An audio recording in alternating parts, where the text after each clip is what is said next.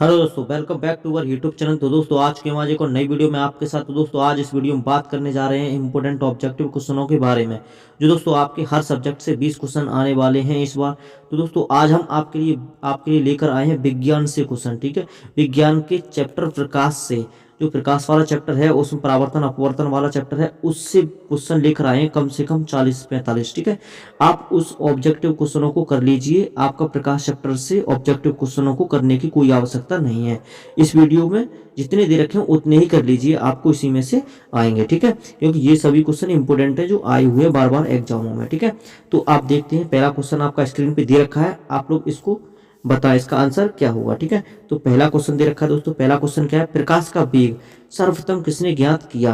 तो दोस्तों प्रकाश का वेग सर्वप्रथम किसने ज्ञात किया। तो दोस्तों प्रकाश होता क्या है, प्रकाश एक प्रकार की ऊर्जा है जिसकी उपस्थिति में हम किसी वस्तु को देख सकते हैं। ठीक है दोस्तों, क्या होता है, प्रकाश एक प्रकार की ऊर्जा जिसकी उपस्थिति में हम किसी वस्तु को देख सकते हैं। तो इसको किसने प्रतिपादित किया था, इसने किसने ज्ञात किया था। तो इसको ज्ञात किया था दोस्तों रोमर साहब ने।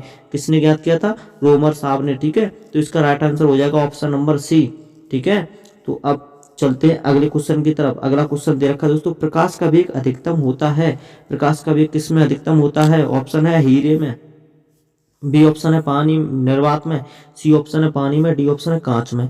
तो प्रकाश का वेग अधिकतम होता है दोस्तों किसमें, निर्वात में। ठीक है, प्रकाश का वेग अधिकतम किसमें होता है, निर्वात में होता है। ठीक है, और दोस्तों इसमें सबसे कम किसमें होता है वो भी देख लेते हैं।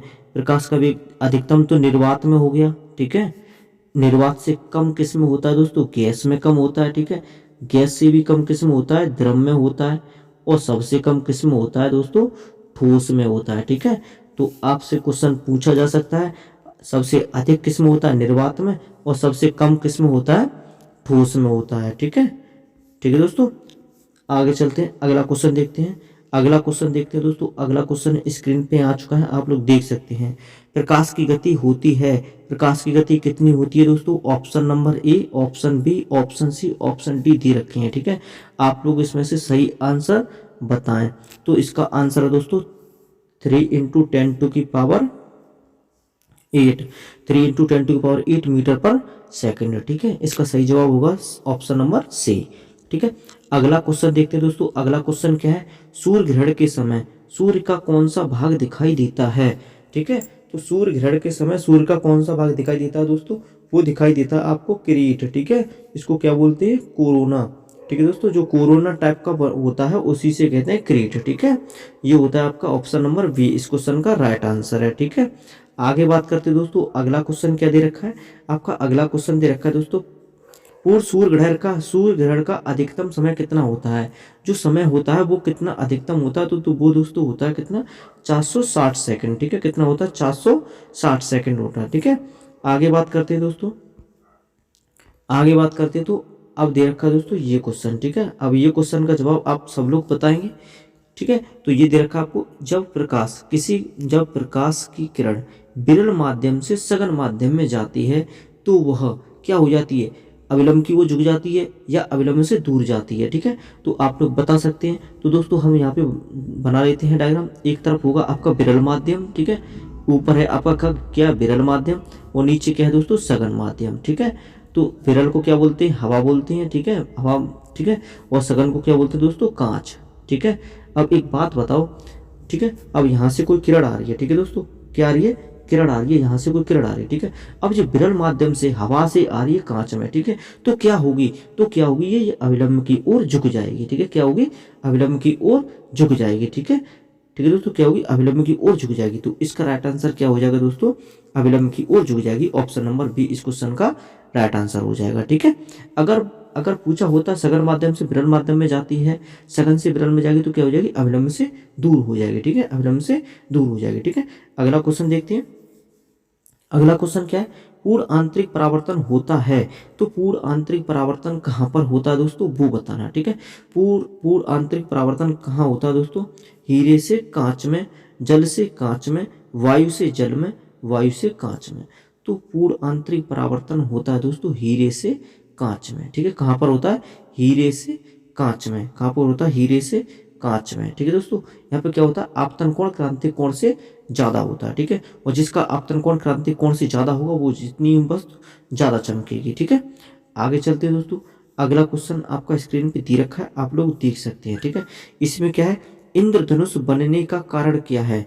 इंद्रधनुष बनने का कारण क्या था दोस्तों, क्या था, प्रकाश का बड़ विक्षेपण। क्या था, प्रकाश का बड़ विक्षेपण। और ऑप्शन नंबर सी। ठीक है, प्रकाश का क्या था, बड़ विक्षेपण। तो दोस्तों बड़ विक्षेपण होता क्या था, बड़ विक्षेपण होता था किसी प्रिज्म पर, जब किसी प्रिज्म पर श्वेत प्रकाश डाला जाता है तो वह अपने अवयवी 7 रंगों में विभक्त हो जाता है। ठीक है, इसी घटना को हम क्या बोलते हैं, बड़ विक्षेपण बोलते हैं। ठीक है, और वो 7 रंग कौन कौन से होते हैं दोस्तों, वो भी देखते हैं। ठीक है, क्योंकि उससे बहुत क्वेश्चन पूछे जा सकते हैं। ठीक है, तो वो कौन से होते हैं कलर दोस्तों, विगव्योर, VIVGYOR। ठीक है, तो इसको दोस्तों याद यहीं पे कर लेते हैं। ठीक है, इसकी ट्रिक क्या है दोस्तों, विगव्योर। ठीक है, इस तरह से याद कर लेते हैं। 1 2 3 4 5 6 7 7 है ये दोस्तों। कौन सा तुम्हारा, ये कलर है तुम्हारा आपका कौन सा दोस्तों, यहाँ पे आप देख सकते हैं इसमें। ठीक है, इसको बोलते हैं आपका वॉयलेट। ठीक है, और ये क्या है तुम्हारा, ये हो गया वॉयलेट, ये हो गया आपको Indigo, blue, green, yellow, orange, red. ठीक है, अब दोस्तों यहाँ पे क्या होगा, ये बैंगनी रंग है और ये कौन सा दोस्तों, लाल है। अब इन दोनों की बात करेंगे। ठीक है, तो लाल रंग क्या होता है दोस्तों, यहाँ पे आप लोग देखते हैं लाल रंग क्या होता है दोस्तों, कम बिखरता है। लाल रंग क्या होता है, कम बिखरता है। बैंगनी रंग क्या होता है, ज्यादा बिखरता है। ठीक है, और बैंगनी रंग ज्यादा बिखरता है तो इसीलिए तो आकाश हमारा नीला दिखाई देता है। और दोस्तों लाल रंग हमारा क्या होता है, लाल रंग कम बिखरता है। ठीक है, तो लाल रंग कम बिखरता है तो इसीलिए तो हम ट्रेन में या फिर कहीं पे भी लाल लाल लाल लाइट होती है ना, उसका यूज करते हैं। नीली लाइट का यूज क्यों नहीं करते। ठीक है, क्योंकि लाल रंग कम बिखरता है, और कम बिखरता है तो वो बहुत दूरी से भी दिखाई दे जाता है। ठीक है, इसलिए हम लाल रंग का यूज ट्रेनों में ज़्यादातर खतरा के निशान के लिए करते हैं। ठीक है, अच्छा दोस्तों यहाँ पे अब क्या है, ब्लू।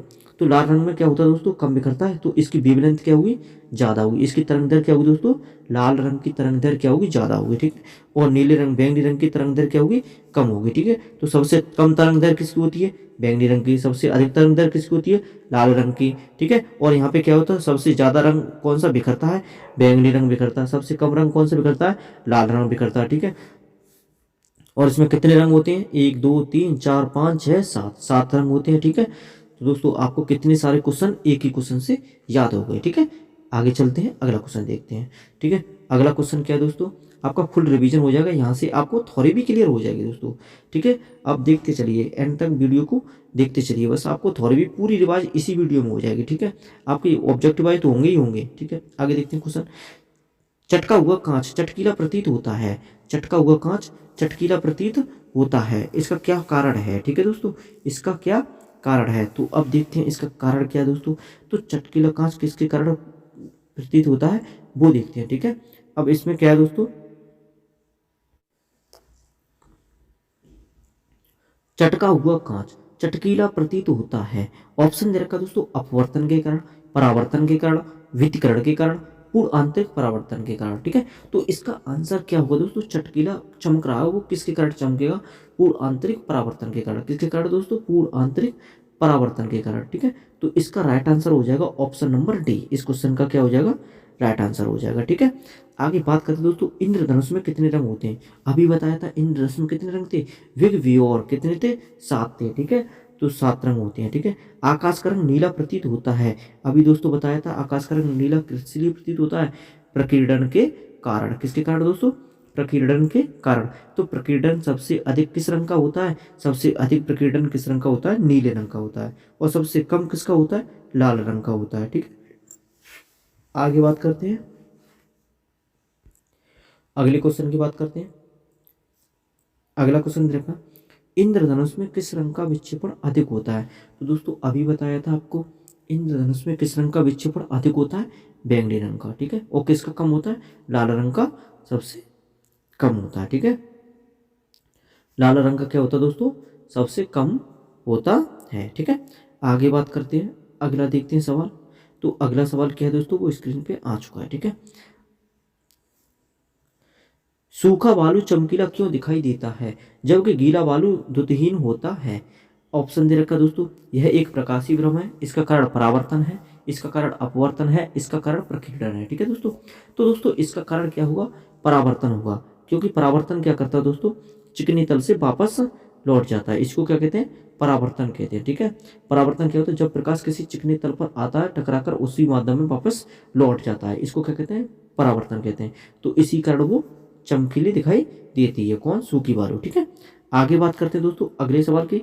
अगला सवाल दे रखा है, सावन के पतले झाग में चमकदार रंग का बनना किस परिघटना का परिमाण है? ठीक है, तो इसको देखते हैं। तो इसमें दोस्तों क्या है, इसका आंसर क्या हो सकता है? आप लोग देख सकते हैं, बहुलित, परावर्तन और भित्तीकरण। ठीक है, तो भित्तीकरण, ये क्या है दोस्तों? भित्तीकरण। तो इसका आंसर हो जाएगा option number A. Option number ए इस क्वेश्चन का राइट आंसर है। ठीक है, और दोस्तों भित्तीकरण से और कौन कौन से क्वेश्चन बन सकते हैं आपके? ऐसे यहाँ पे दे रखा था, सावन के पतले झाग में चमकदार रंगों का बनना। ठीक है, तो बुलबुला चमका दिखाई देता है, झाग वाला वो चमकता है, इस कारण। ठीक है, और आपने कभी देखा होगा, जैसे रोड पे या कहीं पे सड़क पे, मतलब वो फैल जाए आपकी पेट्रोल या मिट्टी का तेल वगैरह फैल जाए, तो वो भी चमकीला दिखाई देता, तो वो भी किसके कारण दिखाई देगा?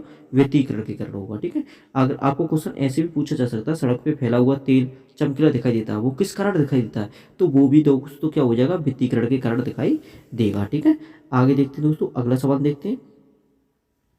आपको कमेंट करके बताना है आपके कितने क्वेश्चन सही हैं। ठीक है, अच्छा सा देखते हैं अगला सवाल देखते हैं। कार में दृश्यावलोकन के लिए किस प्रकार के शीशे का प्रयोग किया जाता है? ठीक है, कार में दृश्यावलोकन के लिए किस प्रकार के, तो वो तो दोस्तों आपको सबको पता है, उत्तल दर्पण का प्रयोग किया जाता है। और साइड में भी कौन से लगा होता है? उत्तल दर्पण ही लगा होता है। ठीक है, तो वो किसके लिए? पश्च के लिए होता है। ठीक है, तो अब देखते हैं अगला सवाल कौन सा। तो दोस्तों अगला सवाल यही वाला आ चुका है। ठीक है, कौन सा? मोटर में पश्च दृश्य के लिए कौन सा दर्पण प्रयुक्त किया जाता है? तो वो भी दोस्तों कौन सा है? उत्तल दर्पण है। ठीक है, डॉक्टर लोग कौन सा दर्पण यूज करते हैं दोस्तों? तो डॉक्टर लोग कौन सा करते हैं? दांत के डॉक्टर लोग का दर्पण कौन सा होता है दोस्तों? वो होता है अवतल दर्पण। ठीक है, कौन सा होता है? अवतल दर्पण होता है। ठीक है, कार की हेडलाइट में किस दर्पण का प्रयोग किया जाता है? तो कार की हेडलाइट में कौन सा दर्पण प्रयोग किया जाता है दोस्तों? वो कौन सा किया जाता है? परवलयाकार अवतल दर्पण। परवलयाकार अवतल दर्पण। ठीक है, कार की हेडलाइट में कौन सा प्रयोग किया जाता है? परवलयाकार अवतल दर्पण। अब देखते हैं दोस्तों अगला सवाल। तो अगला सवाल आपका क्या दे रखा है वो आप देख सकते हैं, स्क्रीन पे आ चुका है। ठीक है, ये दे रखा है दोस्तों, कार चलाते समय अपने पीछे के यातायात को देखने के लिए किस प्रकार के दर्पण का प्रयोग करना चाहिए?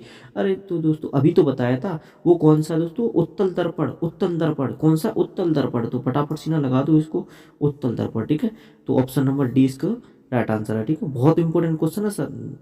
ठीक है, इसको आप लोग देख लीजिए। आगे देखते हैं, मानव आंख की रेटिना पर कैसा प्रतिबिंब बनता है? मानव आंख की रेटिना पर दोस्तों कैसा प्रतिबिंब बनता है? वास्तविक तथा उल्टा। कैसा प्रतिबिंब बनता है? वास्तविक तथा उल्टा प्रतिबिंब बनता है। ठीक है, आगे देखते हैं दोस्तों, अगला क्वेश्चन देखते हैं। अगला क्वेश्चन दोस्तों क्या है, वो ये स्क्रीन पे आ चुका है। अभिसारी लेंस वह होता है जो अभिसारी लेंस वह होता है जो किरणें फैलाता है, किरणें एकत्रित करता है, काल्पनिक प्रतिबिंब बनाता है, वास्तविक प्रतिबिंब बनाता है। ठीक है, तो दोस्तों ये क्या करता है? अभिसारी लेंस किरणें को एकत्रित करता है। क्या करता है दोस्तों? किरणें को एकत्रित करता है। किससे कहते हैं अभिसारी लेंस? हम उत्तल लेंस से कहते हैं। अभिसारी लेंस किससे कहते हैं? उत्तल लेंस से। ठीक है दोस्तों, किससे कहते हैं? उत्तल लेंस से कहते हैं। तो ये क्या करता है? एकत्रित करता है। और दोस्तों अवतल लेंस क्या करता है? अवतल लेंस क्या करता है? फैलाता है। अवतल लेंस क्या करता है? फैलाता है। उसको क्या कहते हैं? अपसारी। क्या कहते हैं? अपसारी लेंस। ठीक है, तो अगला सवाल देखते हैं। तो अगला सवाल दोस्तों यही है। ठीक है, क्या है दोस्तों? अपसारी लेंस वह होता है जो किरणें को क्या करता है? फैलाता है। किरणें को क्या करता है दोस्तों? फैलाता है। ठीक है, किरणें को क्या करता है? फैलाता है। इसका राइट आंसर था वी। ठीक है, किरणें को एकत्रित करता है, कौन से वाला? अभिसारी लेंस वाला। ठीक है, आगे देखते हैं, अपसारी लेंस वह होता है जो किरणें को फैलाता है। ठीक है, इसका आंसर कौन सा? ऑप्शन नंबर ए। ठीक है, अगला क्वेश्चन देखते हैं दोस्तों। तो अगला क्वेश्चन क्या है वो देखते हैं। ठीक है, वायु का बुलबुला जल में व्यवहार करेगा। ठीक है, वायु का बुलबुला जल में वायु का बुलबुला जल में व्यवहार करेगा उत्तल लेंस की भांति, अवतल लेंस की भांति, समतल उत्तल लेंस की भांति, ठीक है। और चौथा ऑप्शन कौन सा दोस्तों? चौथा ऑप्शन है समतल अवतल लेंस की भांति। तो दोस्तों ये किस तरह का व्यवहार करता है? ये करता है दोस्तों अवतल लेंस की भांति, ठीक है। वायु का बुलबुला जल में कैसे व्यवहार करता है? अवतल लेंस की भांति व्यवहार करता है, ठीक है। आगे बात करते हैं, तो आगे बात करते हैं दोस्तों अगले सवाल की, ठीक है। तो अगला सवाल देखते हैं दोस्तों। अगला सवाल स्क्रीन पे आ चुका है, आप लोग देख सकते हैं। अगला सवाल क्या है दोस्तों? श्वेत प्रकाश जब प्रिज्म से होकर गुजरता है तो जो वर्ड सबसे कम विचलित होता है वह है, तो सबसे कम कौन सा विचलित होता है दोस्तों? लाल। अभी बताया था सबसे कम कौन सा विचलित होता है? लाल कम विचलित होता है। तो दोस्तों अब बात करते हैं दोस्तों अगले सवाल की, प्राथमिक रंग कौन कौन से हैं? तो प्राथमिक रंग याद करने की दोस्तों एक ट्रिक है, वो है निहाल। क्या है दोस्तों? निहाल, ठीक है। अब निहाल से कैसे बनाएंगे? नी से बना दो क्या? नीला, ठीक है, नीला। और हा से बना दो क्या? हरा। और ला से बना दो क्या? लाल, ठीक है। तो आपको याद हो गए प्राथमिक रंग, ठीक है। अब प्राथमिक रंग कौन से हुए? नीला, हरा, लाल। तो नीला, हरा, लाल option number A right answer हो जाएगा, ठीक है। आगे बात करते हैं अगले सवाल की, प्रकाश के वर्णक्रम में निम्न में से किसकी तरंगदैर्घ्य न्यूनतम होती है? तो अभी बताया था दोस्तों आपको उसी में, ठीक है। तरंगदैर्घ्य किसकी न्यूनतम होती है? तो तरंगदैर्घ्य किसकी कम होती है दोस्तों? क्या पूछा? तरंगदैर्घ्य न्यूनतम होती है। तो तरंगदैर्घ्य किसकी न्यूनतम होती थी? बैंगनी रंग की। किसकी? बैंगनी रंग की तरंगदैर्घ्य क्या होती दोस्तों? सबसे कम होती है। और लाल रंग की तरंगदैर्घ्य क्या होती है? सबसे अधिक होती है, ठीक है। तो अगला सवाल देखते हैं। अगला सवाल क्या है दोस्तों? वो स्क्रीन पे आ चुका है, ठीक है। अगला सवाल है दोस्तों, यदि किसी कमरे में हरा विद्युत बल्ब लगा हो तो लाल वस्तु दिखाई देगी। दोस्तों लाल वस्तु तभी दिखाई देगी जब या तो लाल रंग का बल्ब लगा हो या फिर श्वेत प्रकाश हो, ठीक है। मतलब श्वेत कलर का बल्ब लगा हो, मतलब श्वेत प्रकाश हो, ठीक है। तभी वो वस्तु दिखाई देगी किस कलर की है, ठीक है। जैसे वो लाल कलर की वस्तु है तो या तो लाल कलर के प्रकाश में दिखाई देगी या फिर श्वेत प्रकाश में दिखाई देगी, ठीक है। अन्यथा वह कैसी दिखाई देगी? काली दिखाई देगी, ठीक है। तो यहाँ पे क्या पूछा दोस्तों? यदि किसी कमरे में हरा विद्युत बल्ब, कैसा बल्ब लगा है? यहाँ पे हरा विद्युत बल्ब लगा है, ठीक है। और लाल वस्तु देखना है, ठीक है। हरा विद्युत बल्ब लगा है, लाल वस्तु देखना है, तो वैसी नहीं दिखाई देगी। कैसी दिखाई देगी? काली दिखाई देगी, ठीक है। कैसी दिखाई देगी? काली दिखाई देगी। अब आगे देखते हैं, लाल कांच को अधिक ताप पर गर्म करने पर वह दिखाई देगा। दोस्तों लाल कांच को अधिक ताप पर गर्म करेंगे तो वो कैसा दिखाई देगा? वो हमको दिखाई कैसा देगा दोस्तों? हरा दिखाई देगा। कैसे दिखाई देगा? हरा दिखाई देगा, ठीक है। आगे बात करते हैं, प्रकाश का रंग निश्चित किया जाता है। प्रकाश का रंग निश्चित किया जाता है किसके द्वारा दोस्तों? तरंगदैर्घ्य के द्वारा, ठीक है। किसके द्वारा? तरंगदैर्घ्य के द्वारा, ठीक है। अगला सवाल देखते हैं दोस्तों। अगला सवाल क्या है? अगला सवाल दे रखा है स्क्रीन पे, आप लोग देख सकते हैं। सूर्य की किरणों में कितने रंग होती हैं? दोस्तों तीसरी बार सवाल आया है जी। कितने कितने रंग होते हैं? 7 होते हैं, ठीक है, बताया था। अगला देखते हैं, यदि वायुमंडल ना हो तो पृथ्वी से आकाश किस रंग का दिखाई देगा? कैसा दिखाई देगा? काला दिखाई देगा। कैसा दिखाई देगा दोस्तों? काला दिखाई देगा, ठीक है। आगे बात करते हैं अगले क्वेश्चन की, ठीक है। अगला क्वेश्चन दे रखा है दोस्तों, नेत्रदान में दाता की आंख के किस हिस्से को प्ररोपित किया जाता है? आपका ऑप्शन दे रखे हैं, ठीक है। तो इसमें दान क्या करते हैं? लेंस करते हैं, रेटिना करते हैं, पूरी आंख दान करते हैं या कॉर्निया? तो दोस्तों इसमें कुछ नहीं करते दान, सिर्फ कॉर्निया दान करते हैं। और कॉर्निया कौन सी होती है दोस्तों? जो जो हम लोग काजल लगाते हैं ना, वो काजल लगाते हैं, वो वही वाला कांच टाइप होता है, उसी से कॉर्निया बोलते हैं, ठीक है। उसी को दान कर सकते हैं और कुछ दान नहीं होता, ठीक है। आगे सवाल देखते हैं। अगला सवाल क्या है? स्वस्थ नेत्र के लिए स्पष्ट दृष्टि की न्यूनतम दूरी कितनी होती है? तो वो कितनी होती है दोस्तों? वो होती है आपकी 25 सेंटीमीटर, ठीक है। कितनी होती है? 25 सेंटीमीटर, ठीक है। अगला सवाल देखते हैं दोस्तों। अगला सवाल क्या है? अगला सवाल दे रखा है दोस्तों, यहाँ पे दे रखा है, यदि कोई व्यक्ति दूर की वस्तु को स्पष्ट नहीं देख सकता तो उसकी दृष्टि में कौन सा दोष होगा, ठीक है। अच्छा दोस्तों, इसमें क्या है कि दूरदृष्टि दोष, निकट दृष्टि दोष। तो दूरदृष्टि दोष की परिभाषा क्या थी दोस्तों? दूर की वस्तु स्पष्ट दिखाई दे और पास की वस्तु स्पष्ट न दिखाई दे, इसको क्या बोलते थे? दूरदृष्टि दोष। और निकट दृष्टि दोष क्या था? उसमें निकट की वस्तु साफ दिखाई देती थी और दूर की वस्तु साफ दिखाई नहीं देती थी, उसको क्या बोलते थे? निकट दृष्टि दोष। ठीक है, तो अब इसमें क्या पूछा गया वो देखते हैं। इसमें पूछा गया, यदि कोई व्यक्ति दूर की वस्तु को स्पष्ट नहीं देख सकता तो कैसी देख रहा होगा वो? स्पष्ट। निकट की वस्तु तो वो स्पष्ट दिखाई दे रही है और उसको दूर की वस्तु स्पष्ट नहीं दिखाई दे रही है, तो ऐसे दृष्टि दोष को क्या बोलते हैं? निकट दृष्टि दोष। ठीक है, क्या बोलते हैं? निकट दृष्टि दोष। तो इसका आंसर हो जाएगा ऑप्शन नंबर बी। ठीक है, आगे बात करते हैं अगले सवाल की। अगला सवाल स्क्रीन पे दे रखा है, आप लोग देख सकते हैं। इसमें क्या बोला गया है? निकट दृष्टि दोष से पीड़ित व्यक्ति के चश्मे में प्रयोग किया जाता है। ठीक है, तो कौन सा प्रयोग किया जाएगा? तो दोस्तों निकट एक तरफ लिखते हैं निकट, इसकी ट्रिक याद करा देते हैं, कभी आप भूलोगे नहीं, उत्तल होगा या अवतल होगा। ठीक है, तो निकट बात करते हैं और एक है तुम्हारा निकट दृष्टि दोष, एक है दूर दृष्टि दोष। ठीक है, तो आ से ज्ञान तक ओलम पढ़ी होगी आपने। ठीक है, तो आ। ठीक है, तो दोस्तों निकट, अब निकट में आ से ज्ञान तक ओलम में पहले का आता है? आ आता है या ऊ आता है? ठीक है, तो पहले आता है आ। तो निकट मतलब निकट कौन आता है? आ आता है। और दूर कौन आता है? दूर। दूर कौन आता है? दूर आता है ओ।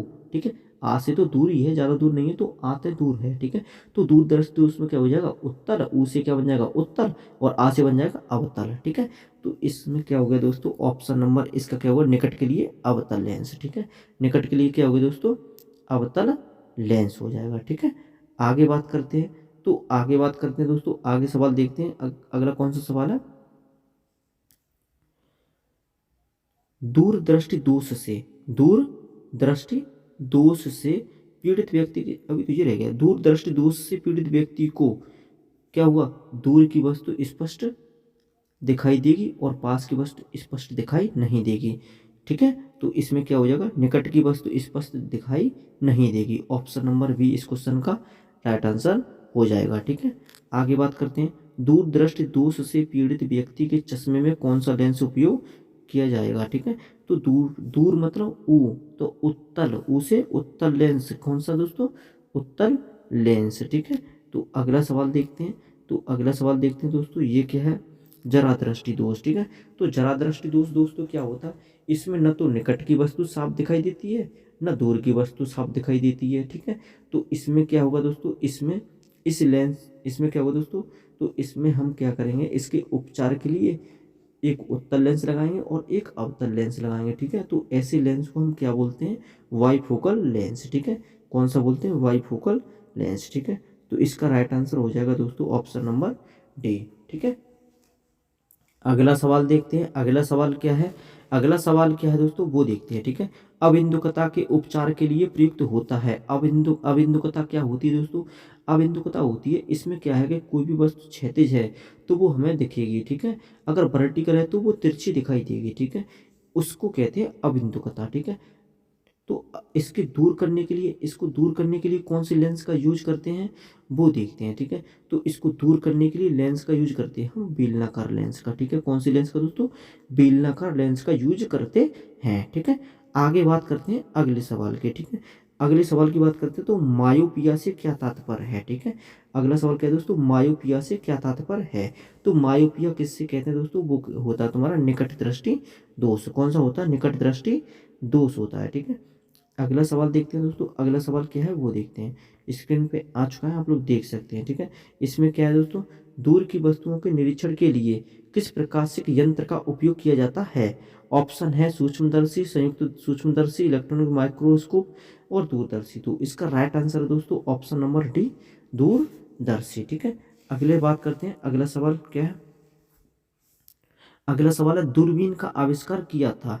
दूरबीन का आविष्कार किस वैज्ञानिक ने किया था दोस्तों? वो थे गैलीलियो। ठीक है, किसने किया था? गैलीलियो ने किया था। ठीक है, अभी ये क्वेश्चन आया था दोस्तों, सावन के बुलबुले के चमकीले रंग निम्नलिखित में से किसके कारण होता है? तो अभी तो आया था पीछे, वो किसके कारण होता है दोस्तों? व्यतिकरण के कारण। किसके कारण? व्यतिकरण के कारण। अगर दोस्तों सड़क पर मिट्टी का तेल फैला हुआ है, वो चमकीला दिखाई पड़ रहा है, वो किसके कारण दिखाई पड़ेगा? वो भी व्यतिकरण के कारण दिखाई पड़ेगा। ठीक है, आगे बात करते हैं दोस्तों अगले सवाल की। ठीक है, तो अगला सवाल क्या है दोस्तों वो देखते हैं। ठीक है, अब अगला सवाल दे रखा है दोस्तों, प्रकाश छोटे छोटे कणों से मिलकर बना होता है, जिसे क्या कहते हैं? अरे जिसे फोटोन कहते हैं। क्या कहते हैं दोस्तों? फोटोन कहते हैं। ठीक है, आगे बात करते हैं अगले सवाल की। प्रकाश तरंग किस प्रकार की तरंगें हैं?